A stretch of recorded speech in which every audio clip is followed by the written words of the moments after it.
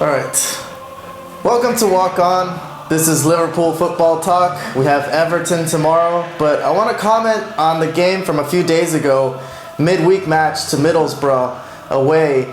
I didn't have a chance to watch the whole game live. I got called into work, my actual job that is, and I didn't want to comment on the game only having seen the highlights. To me, the highlights with just the goals don't tell me much about a football game. I had to see for myself what kind of line Middlesbrough played early in that game when the tie was scoreless. That basically lets me know how tough a time Liverpool's going to have scoring, because the consensus this season amongst EPL teams for how to play Liverpool is to keep a close line between the defense and midfield, close down space vigorously if Liverpool do try to squeeze between the lines, retreat deep into the box and clog it up when Liverpool try to go around, defend every single player with your life, and counter against Liverpool's maybe one or two guys who are left at the back.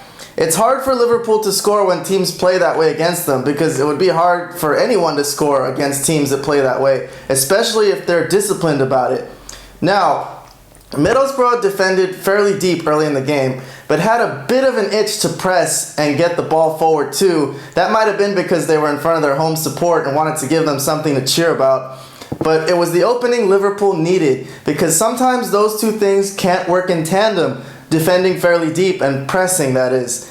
The first Liverpool goal was a thing of beauty, because it's exactly what you should do in this situation. They brought the ball back and baited Middlesbrough to come at them to open up some space, and then got the ball forward quickly. Even if you're not necessarily getting in between the lines and looking for some nice through ball in for goal, this ball out wide to Kayhan was good enough, because he's going to be crossing it in with a lot of movement, which is so much better than just crossing it into a stagnant packed box. So the Middlesbrough defenders are in no man's land here, and Lallana gets the perfect spot at the edge of the 6-yard box and puts this home. After that, naturally the game would open up even more for Liverpool, and they put in two more.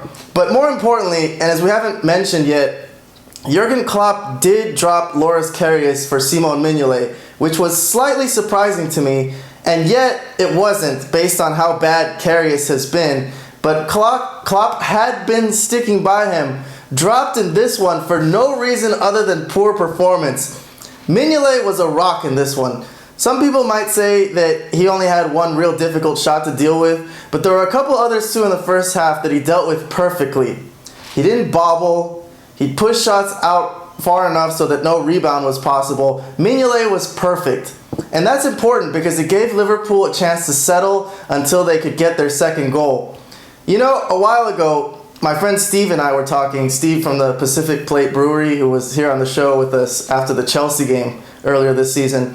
And I told him that this Karius thing was just so outrageous. This was after seeing Karius just a few times, his indecisiveness against Hull and Crystal Palace.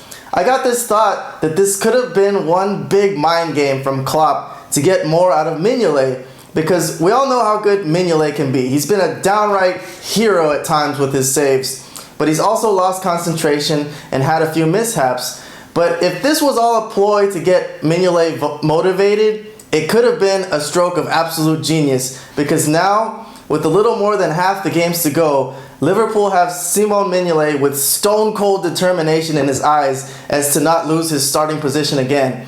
But other than that, this game didn't tell me a whole heck of a lot in terms of whether or not this team is out of their funk. Liverpool should win 95% of the games that teams play against them like this, because most teams will not be looking to press Liverpool. They will sit back and not care if they win the ball all the way back at their own end. The starting position of your offense isn't as important when you're shaking in your boots at the offense that's coming your way.